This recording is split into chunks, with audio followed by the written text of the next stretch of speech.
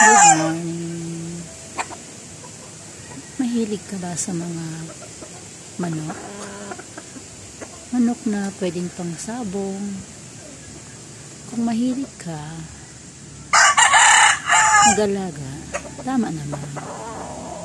Pero, huwag mo naman gawing pang lifetime na magsusugal.